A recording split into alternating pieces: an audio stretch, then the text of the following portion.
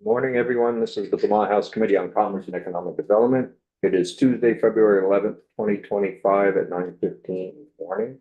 We're beginning our week this morning with introduction to the committee of our Vermont National Guard. We have with us Major General Knight.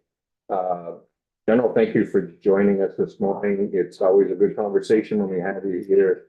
I think just to tee it up for the committee to understand how we actually intersect with you is a lot on the workforce, making sure that our Guard members are able to access education through BZAC with the scholarships. Also supporting the Guard when they go out to Fort Drum and other areas to try to recruit retirees that are retiring from the military to try to bring them to Vermont. And that the scholarships actually help General Knight and others to attract people here to join the Vermont Guard as well. And, you know, I think we all know all trained and can work together. All of the soft skills that we really are looking for in our workforce in Vermont, and they're well trained in areas that they can use in Vermont. So, General, welcome. Thank you for coming. And before you get started, I think I'll ask the committee to introduce themselves to you. A lot of new members this year. Sir. Go ahead, John. Good morning. I'm Jonathan Cooper. I live in Pownell, and the Bennington One District also includes the towns of Reedsboro, Searsburg, Stamford, and Woodford. Thank you, sir. Emily Kirkstucky, representing the Halifax. Good to see you, ma'am. Good to see you too. Herb Olson, representing Bristol, Lincoln, Moncton, Sharpsburg. It's my neck of the woods. Hi, Abby Duke. I represent part of Burlington. Good to see you, ma'am. Good morning, Edie Granning, representing Jericho Underhill and the vice chair of the committee, and I apologize for being a little bit late. All right, ma'am. And Mike Marcotte from Coventry, representing Coventry, RSD, Port Town, Troy, Jay Westfield, Lowell, and Eaton, and chair of the committee. Mark White, I represent Bethel, Rochester, Stockbridge, and Hancock, and I'm the ranking member. Monique Priestley, Bradford, Fairleigh West. Michael Booton, Berry City. Tony Nicholas, representing most of Milton and a little bit of Georgia. Dave Bosch, live in Clarendon, represent Wallingford, Clarendon, West Rutland, and the bulk of Rutland town. Outstanding. Of course, we have committee assistant. I'm Anne Grace. Nice to meet you. Hey, Rex, good to see you. Thank you, Mr. Chair. I've got a few folks with me. I've got my Deputy Adjutant General, who also serves as not only my Deputy Adjutant General, but the Assistant Adjutant General for the Air Guard. Lieutenant Ben Chris, who's my aide de camp. Great learning experience for him to come down and see how the sausage gets made.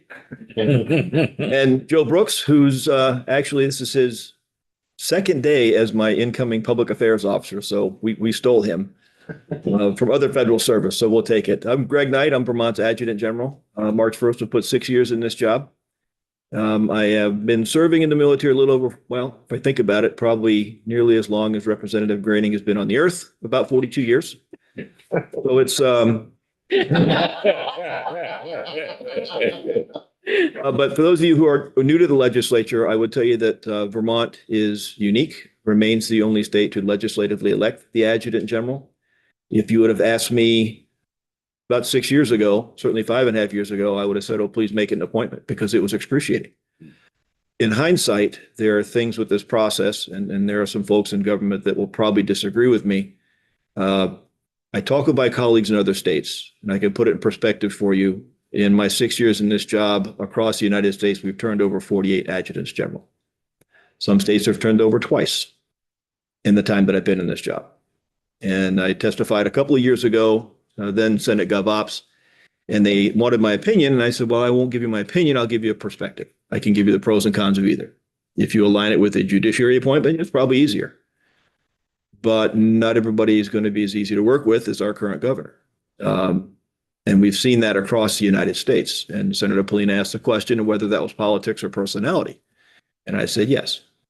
It's really what it came down to. So Vermont is unique, and I think we're also unique. I only know of a couple of other states that have a legislative caucus.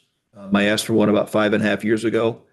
Honestly, that's probably the smartest thing I could have done in this job because it gives me a venue into the State House that's outside of the committee construct. You're all incredibly busy. So it's a more informal conversation. We meet every second Tuesday of every month, normally a month prior to the session to kind of set the agenda. And it's mostly information sharing. But regarding information sharing, if you haven't had a chance to read it, I send it every 6 months. I will do a 6-month legislative update.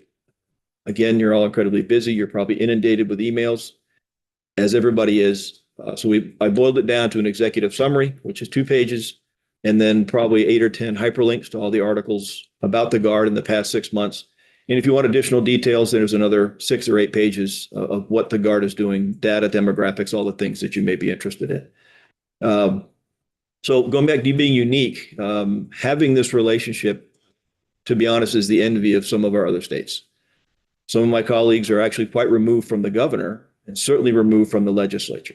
And being an appointee, in some states, they don't engage with the legislature outside of budget seats. They would not be having this conversation, short of being vetted through the governor first. Same thing is true with the congressional delegation.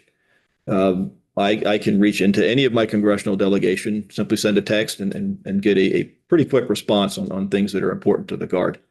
So that's very uniquely Vermont. I think I'd been in this job for about a month and I went to the Congressional Guard Caucus breakfast. And I'd known Senator Leahy previously. And as we left the breakfast, he hands me a business card and he said, "This is my personal cell phone number. You need something, you call me. You don't call my staff." Now, I only leveraged it once or twice, other than March 31st on his birthday. I will send him a note. But that's uniquely Vermont, and not every state can do that. So I appreciate the engagement. Mr. Chair, I appreciate the opportunity to be here today. I give you a quick operational update on what's going on in our Guard. Currently, our Air National Guard, we have about 275 of our Guard members and an according number of aircraft. Can't give you the specific number, but they're working in the Indo-Pacific with our allies there, our allies and partners. Their focus is on interoperability. It's about a 90-day deployment. We head out on these it's a very complex undertaking, as you can imagine. Not simply picking up and taking your jets and your personnel and going to do the work. You have to send the advanced party. You're in essence setting the theater, the conditions for those jets to arrive. What's unique about this one, and where our Air Guard is in the lead, instead of operating out of a large hard stand Air Force base, as is tradition, the current threat environment is not going to allow us to do that. So we are practicing and implementing what we call agile combat employment, meaning you're taking your aircraft and your personnel and you're working out of several, in some instances, austere and very far-flung installations, very rudimentary bases for your aircraft. Our Air Guard is actually pioneering the use of that across the Air Force. So we're leading the way, becoming the example, and there'll be a lot of notes coming from this particular deployment simply because of the scale of it. You look at the size of the Pacific, it's 3 times the width of the United States. And working in that environment is going to be very challenging. A lot of lessons learned, I'm sure, and certainly valuable for our folks. For the Army National Guard, we participate in a series of exercises over many years. Series of exercises in Europe are called immediate response. And we're going in May to North Macedonia and to Greece. North Macedonia, we've been partners for 32 years now, going on 33 years. And we're helping them to develop their Krivolak training area, which is not unlike our Ethan Allen firing range. The difference is theirs is 5 times the size. And we're really working with them to make that a NATO training center of excellence. So part of our brigade combat team will be going there. The other part, the headquarters, infantry battalion will be in North Macedonia, and the remainder of the brigade will be in Greece. All told, there's 7 NATO allies involved, probably about 2,500 soldiers, and according number of equipment. So it's a tremendous exercise. What I can tell you about the overseas deployments for training, I really can't replicate that experience at Fort Drum or Camp or Fort Johnson, wherever it is we're going. That experience to me and the relationships that we're making are really irreplaceable. So that's the near-term stuff. Domestic response, we're kind of perpetually busy, always being prepared for it. Our domestic operations, if you look back, flooding a year ago, July, flooding in December, flooding again in July. We're ready for that. I think we've done a really good job working with the state of Vermont, State Emergency Operations Center, and the public safety folks. When we know something's coming, we integrate liaisons very quickly. So there's no misunderstanding. There's nothing lost in translation about what's needed. Having those liaisons there is also important because if I look back at the flooding, one thing that we did is we pushed out 10 teams, in essence, liaison, both Air Guard and Army Guard. We put them in Humvees and we put them on the road. And they visited nearly every single town in Vermont. I know they visited every town that was dealing with flooding. Not so much to say, here's how we can help, but hey, here's what you should ask for. Because a lot of these folks, especially in small towns, certainly no surprise to anybody who's representing small towns, your town manager might also be the emergency manager. So we're there to help facilitate that conversation, help them get the ticket in, get it to the EOC, and implement the resources. Now, how the Guard is accessed, we're an expensive date. So we can be activated, mobilized, and a bunch of different statuses. But in our case, for flooding, it normally stayed active duty, which means it comes out of the state budget. So my job, working with my U.S. Property and Fiscal Office, is to evaluate the ask from the State Emergency Operations Center, get that to the governor and say, here's what's going to cost you to have us for X number of days. Because we're not just going to, you always have to have an end date. What's the intent, which is where we start? What's our job? Once that job's complete, go back for a second. The reason we are activated is because something has exceeded civilian capacity to handle the emergency. We will come in, we'll help out where needed, and then when that crisis is over, we go back to work. Either as traditional drilling members, they go back to work, they go back to school. Federally, different story. We look, unique thing about the Guard, we have a dual mission. We have a state mission and we have a federal mission. Federal mission being on Title 10, which is federal. Normally, I'm a Title 32 officer, Title 32 of U.S. Code. So I answer to the governor, the Guard answers to me. When they're federalized for deployment, for instance, going to the Indo-Pacific region, even for state partnership events, those are federal orders. We will fall under the combatant commander for that particular exercise or operation, whatever it is that we're doing. I will have no purview over them under Title 10. So it's a whole other story. And there's ongoing efforts. I hope in Congress, there are, I forget how many different statuses we can be in, more than a dozen. And it has different impacts on benefits. It's very confusing. So our hope is big picture, working with Congress, we will achieve finally what we call duty status reform and refine it down to what we're actually needed for. Right now, it's just incredibly confusing, and that's all reserve components. It's not just us. So that's kind of the big picture of the Guard. We could talk a little more about Guard 101. I would offer it to you on April 5th. It's a Saturday. We are having a legislator day. I come back to the importance of understanding and building relationships. That's why this body is important. You are my centers of influence. I will be shameless in leveraging you where I can. I need to fix recruiting. But in order to do that, I think I need to educate my centers of influence. So if you haven't been to visit us, this particular open house will be at our fighter wing in South Burlington. I think it goes from 10 o'clock to 3 in the afternoon. We'll have lunch available for you so you can actually meet. It's a drill weekend. Probably the most important thing that comes out of this is you get to meet the folks that are actually doing the job. Kind of remove the mystery about service in the Guard. I would encourage you, if you can make it, ask them why they serve. I probably should have thought to bring them here.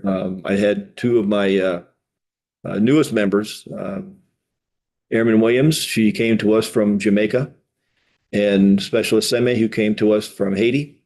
And through joining the Guard, they became U.S. citizens. So again, it's one of those best kept secrets. I've just met with the caucus this morning. That's an effort that we're continually working to grow. And ma'am, I think I probably spoke to you about it briefly at the orientation day.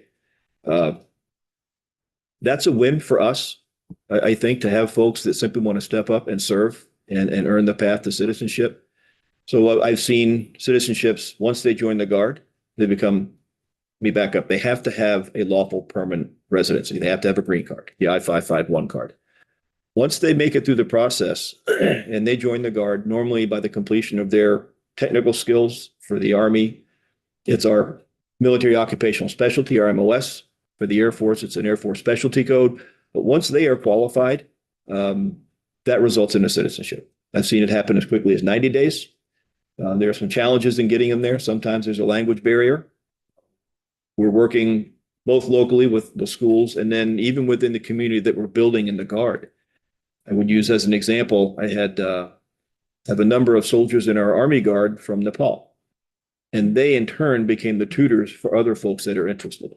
So kind of paying it forward, but that's helping us grow the Guard. We're capturing that experience. And in turn, those soldiers and airmen are leveraging the benefits that are offered through service. And a lot of them came from this body. I mean, look at our education benefits. Probably one of the best in the nation. And then the trades that they learn, the certifications they earn, all paid for. And they frequently crosswalk into the civilian sector, which in turn helps us grow the workforce here in Vermont. Any specific, I've talked a lot. Any specific questions before I continue? During your assistance with the state on floodings, and if any of your men or women that are out there helping notice anything that could be done better, is that ever brought back to emergency management or the municipalities as well to kind of make this whole process better? Yes, sir. So what we do normally, we would do what we call an after-action review for any significant event like that. And then we will collaborate with the state of Vermont. And I look at COVID as a prime example. I mean, you want to talk about a long, painful period in our history. It was very painful up front for me.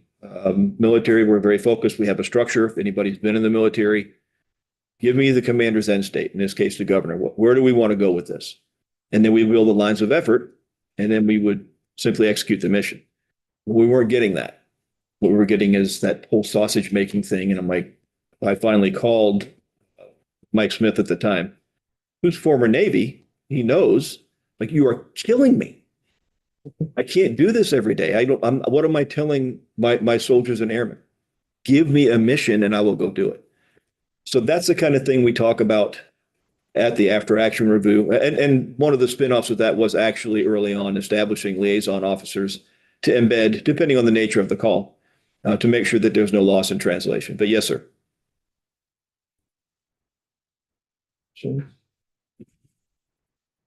How is current staffing and recruitment?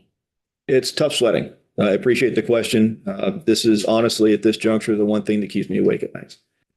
Because I know if I don't fix recruiting, we don't fix recruiting, we are very likely going to lose force structure, meaning what we look like now will not be what we look like. So we're in the process now. The Army is modernizing. What that means is we will shrink as a Guard because of the construct. An infantry brigade, for instance, will no longer have the augmenting forces like combat engineers that we need. Our Cav squadron will become an asset for a higher headquarters. So we will shrink by about 700. That's fine. I don't think it impacts our capability or capacity. I don't have them now. I've got 700 vacancies I need to fill. I would rather be in a position of strength to make the argument that I want to keep some of my engineer assets here. Because if I can't fill them, the Army has no use for something that's not ready. It's nothing personal. I don't know if it's demographics. I don't know if it's societal. I don't know what's changed. I may have mentioned it my last time here. I think there are some, I know there are some misperceptions about service in the military. I know there's some negative messaging and there's some negative connotations with service in the military, not from everybody. But what I'm hearing it from key people, and I'm talking to students, and the language from their counselors, for instance, is being used is, well, you can do better than that. Or it's dangerous, or you need to go to college. And the one that I find particularly offensive is, why would you throw your life away? I wish I was making that up. The challenge for us is, how do I counter that message? I can only infrequently get into schools at best. Some schools are better than others. Again, I'm not painting everybody with the same brush, but I don't think it's malicious. I just think it's out of a position of ignorance. If we could educate those folks and they could actually see the benefit, and I come back to legislator days, why that's important. We also do educator days. Because if I can build advocacy within the school, now I have another emissary for the Guard to say, you know what, actually, why don't you go look at the Guard? But that's the long view. Near term, I think the role for our legislative body is to help me share the story. Because it's a great story to tell. And I have any number of vignettes, and that's why I send that summary. You can certainly feel free to take that Guard summary and send it out to whatever your mechanism is to communicate with your constituents. I think it's important Vermonters know. Here's who we are and here's what we do. Here's what you're getting for your money. We're a pretty good bargain. But thanks for the question. Long way around the pole, but it's tough. You actually answered. I was going to ask what you felt were your problems, obstacles that you're dealing with recruiting, and you answered that quite well. Yeah, there's a number of institutional problems. I'm on at the national level. There are a number of advisory councils. So I'm on the Recruit, Retain, and Train Advisory Council for the Guard Bureau. And we're tackling national level issues with the military entrance processing stations, for instance. Very simply put, medical standards for the military are not keeping up with advances in medical science. So if you look at societally, how many recruiting age folks right now are on ADHD medication? I mean, I probably should be, but when that needs a waiver, it simply adds time to the process. And then they'll say, okay, well, in order to be in the Guard, in the military, every service has a different standard for us. If you're joining the Army Guard, you have to be off ADHD medication for 2 years. You can do it for 1 year with a waiver. Again, we're adding a layer of processing. So one of my points to the folks that run that show is like, if we're getting 99% of the waivers for a specific medical condition approved, why do we need a waiver? Mhm. Because what I think doesn't get taken into consideration frequently, you've got somebody who's making a significant life choice in joining the Guard. And you're going to make them go down to Albany, Springfield, or Portland, Maine 2 or 3 times. What's your attrition rate? Yeah, I'm not doing this anymore. It's a very impersonal process. I've done it 3 times myself. I'm good. I don't need to go back. So that's a part of it when I can look at my Air Guard and Army Guard. And it's really challenging for the recruiting teams. Imagine when I go to, it doesn't matter, pick an entrance processing station.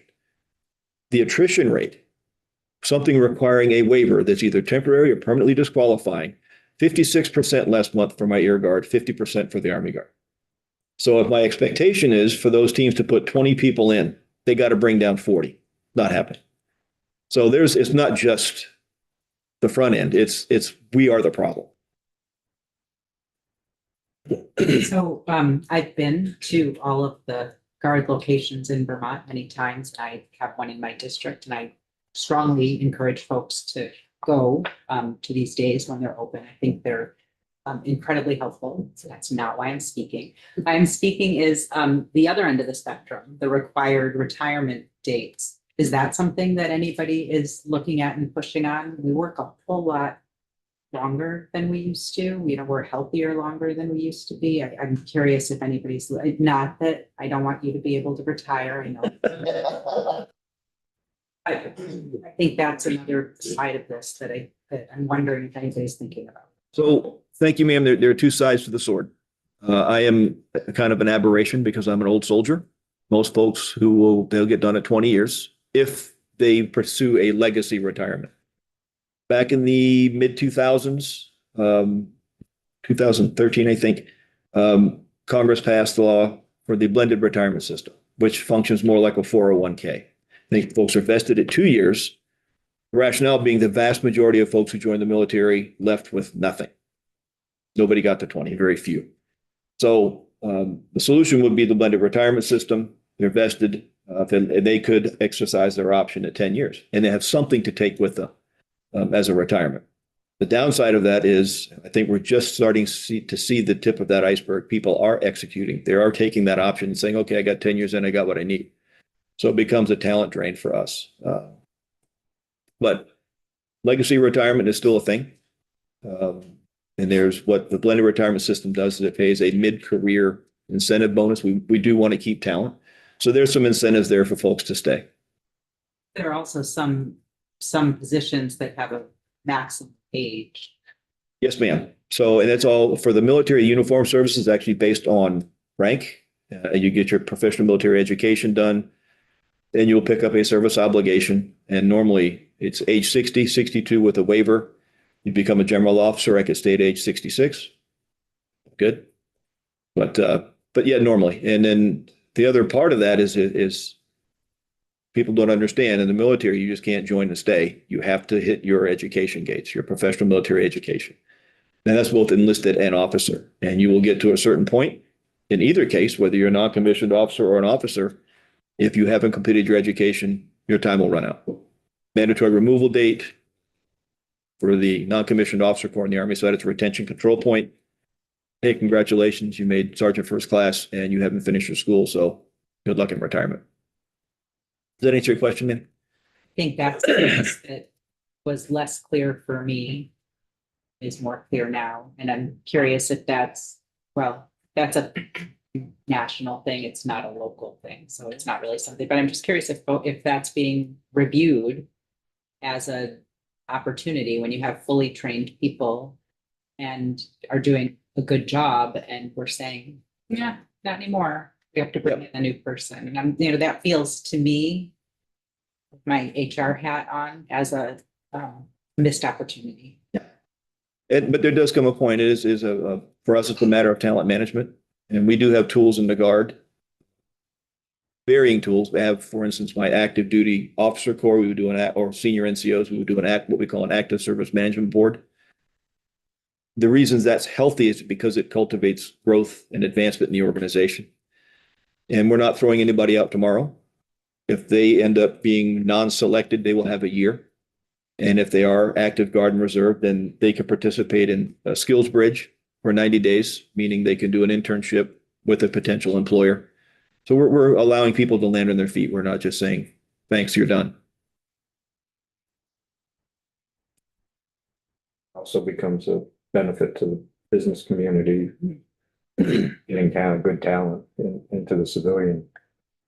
But Mr. Chair, how much time do I have? I don't want to take up too much time. Another 10 minutes if If I could, since we're talking about workforce development, I've got two things I will go very quickly. This is probably, Anna Grace, you may have this. Digits, if you don't, I will send it to you. Okay, yeah, it's like printing from a tactile person. So what I figured, I advocated for not taxing military pensions, always from the perspective of workforce development. And what I've done previous years is I've sent data to previous committees and legislators, but that data was absent context. So what I've done this year is provide, in essence, an information paper that probably puts a little meat on the bones as to how I'm thinking. It does have statistics and facts and some comparative analysis. To be perfectly honest, my numbers are probably not going to be as refined as from the Joint Fiscal Office. They're probably a little soft. Nonetheless, I think the foundational issue remains we need to grow workforce in Vermont. I think we have a mechanism to do that. I am not naive. I'm not going to tell you that this is going to be a fix for all of our ills, but it's certainly going to help us. If I look at the numbers, if I recall correctly, in 6 years, I don't have the most recent data, 475 members retired from the National Guard. Conversely, the retirement numbers, military retiree numbers in Vermont increased incrementally. The biggest thing for me, we've changed our focus with recruiting. We've always focused on it. We're focusing on it more now. And I put it in the papers to go after the prior service market. Now, these are folks that are coming off of active duty after their first term of service, normally a 6-year enlistment, for instance, or 6-year term of service. They could be coming out as a first lieutenant or captain. If I use Fort Drum, which is a small installation by Army standards, but there's 15,000 soldiers at Fort Drum. If Fort Drum has an attrition rate of about 12%, and I think that's probably pretty universal, that means there's 1,800 people leaving Fort Drum every year. A significant number of them are going to be first enlistments or first terms of service for officers coming off of active duty. I can market Vermont. That becomes another tool for me. And you'll see it in the paper. That could be exponential when you look across the enterprise at all of the other services, the Marine Corps, the Air Force, Nellis Air Force Base, Hill, Tyndall, all those places we could focus on. We could bring talent here.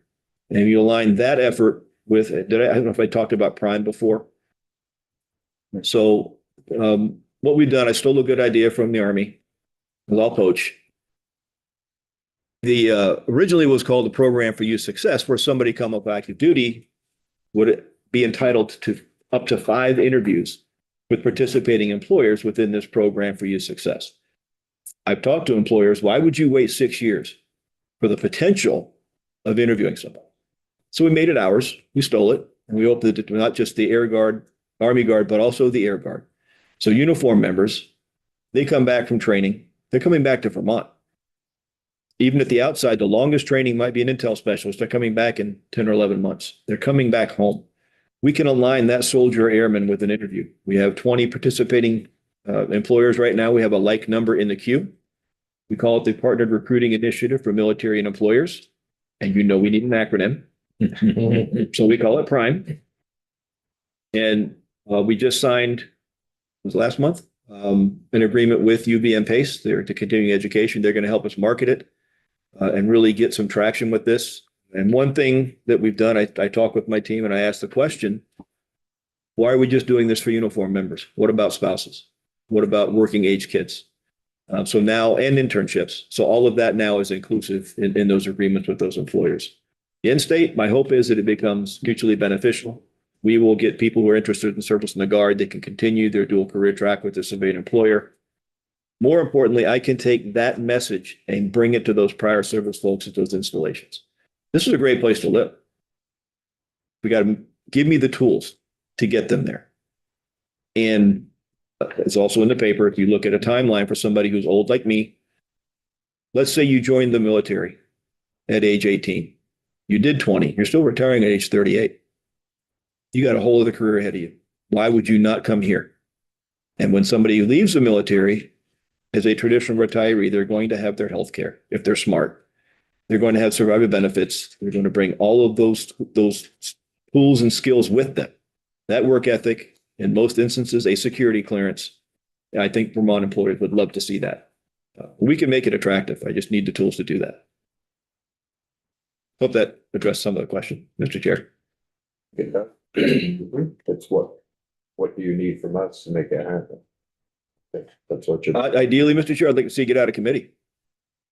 Both committees, actually, Senate Finance and then House Ways and Means. I haven't had a chance to testify yet to Senate Finance. In fact, I've never had a chance to testify to Senate Finance on this particular topic. House Ways and Means I did. It was an introduction of the bill. I will tell you in my few minutes that I have remaining, one of the counter arguments is, well, if we do it for you, we have to do it for everybody. And I would argue that that's patently false. We're different.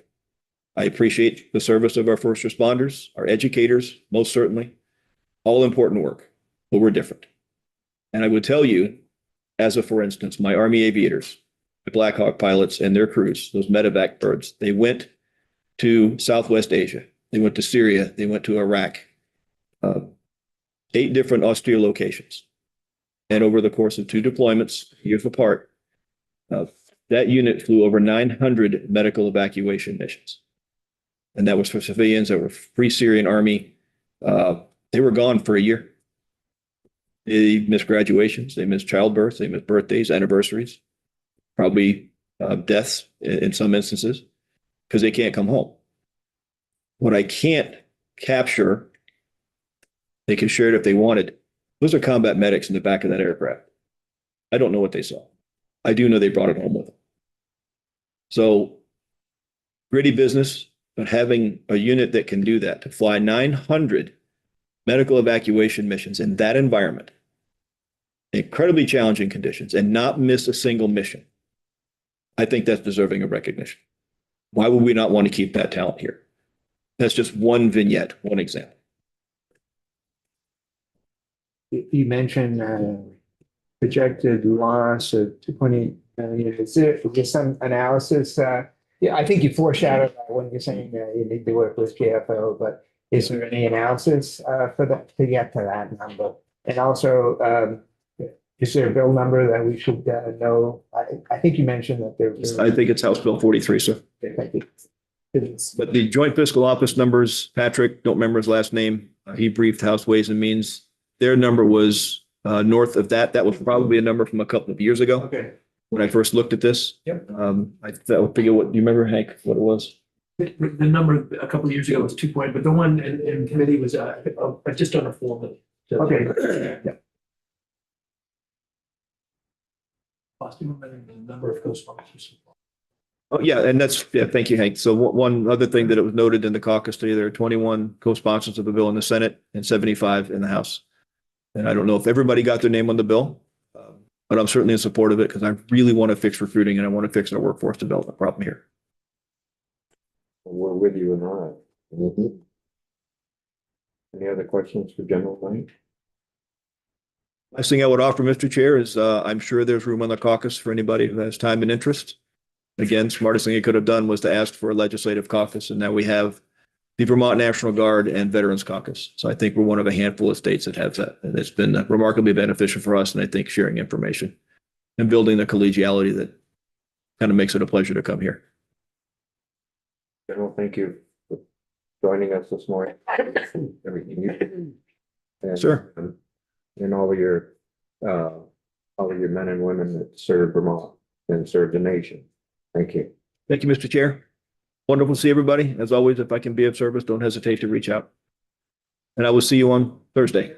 See you on Teams. Thank you so much. Thank you. Thank you. Maybe we're on the floor at 10. And then we're back here at 1 to talk tips and park. It's not. Hearing to get it just us. Just. Any questions?